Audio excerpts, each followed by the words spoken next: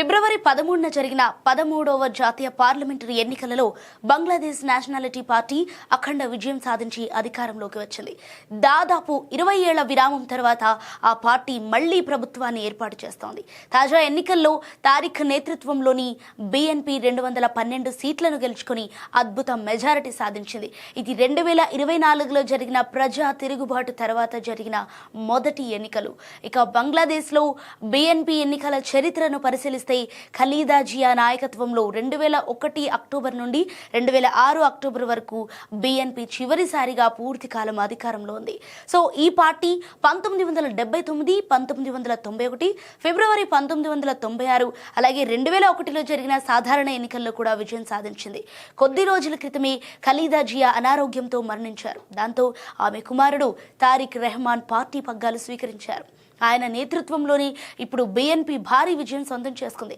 ఇక షేక్ హసీనా ప్రభుత్వం పతనమైన తర్వాత జరిగిన ఈ ఎన్నికల్లో బీఎన్పీ పూర్తి ఆధిపత్యాన్ని నమోదు చేసింది. బీఎన్పీ కూటమి అధికారంలోకి వస్తే తారిక్ రెహమాన్నే తదుపరి ప్రధానమంత్రి అవుతారని ఆ పార్టీ ఇప్పటికే ప్రకటించింది. దాంతో తారిక్ ప్రధాని కావటం ఇక లాంఛనమే. సో సుదీర్ఘకాలం పాటు ప్రవాసంలో ఉన్న ఆయన ఇటీవలే స్వదేశానికి తిరిగి వచ్చారు. తారిక్ రెహమాన్ 1965 నవంబర్ 20న జన్మించారు. ఈయన బంగ్లాదేశ్ మాజీ అధ్యక్షుడు జియావుర్ రెహమాన్, ఖలీదా జియా దంపతుల పెద్ద కుమారుడు.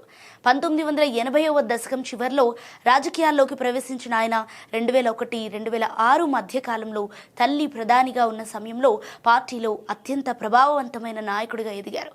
ఆ సమయంలో ఈయన సమాంతర అధికార కేంద్రాన్ని నడిపినట్లు ఆరోపణలు కూడా ఉన్నాయి.